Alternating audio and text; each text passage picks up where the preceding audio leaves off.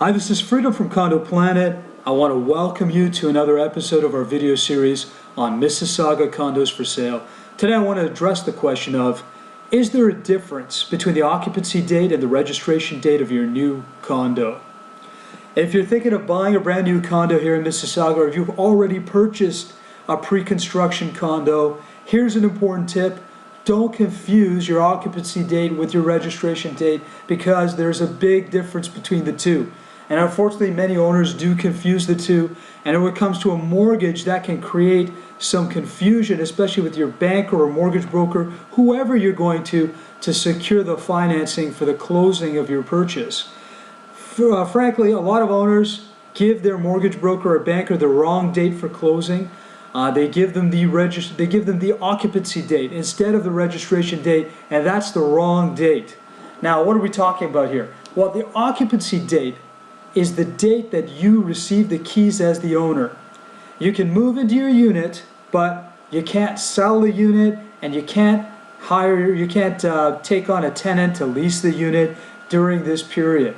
During the period between the occupancy date and the registration date, you do have to pay occupancy fees as prescribed or stipulated in your agreement of purchase and sale. So you're paying this occupancy fee, but there are certain restrictions. You can move in, and another thing you need to consider is the common elements at that time, the amenities, often a lot of the hallways, some of the floors are still not even finished yet. So the building is still far from completion during this period, but you as an owner are now able to move in. So why do you have to pay an occupancy fee? Well, think about it this way. It's like paying rent. Just as a tenant would pay rent, you as a new owner are paying rent to the condo corp, to the condo builder.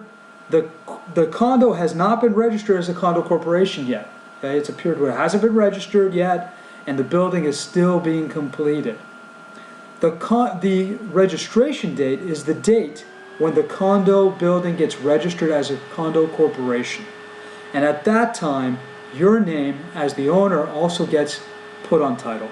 So that's officially when your mortgage begins. So it's really important when you're dealing with financing that you give your lenders the right date, you give them the registration date and not the occupancy date. That pretty much summarizes what you need to know in terms of the difference between the two. If you have any questions, you can always reach us here at condoplanet.ca. Thanks for tuning in. Have yourself a wonderful day.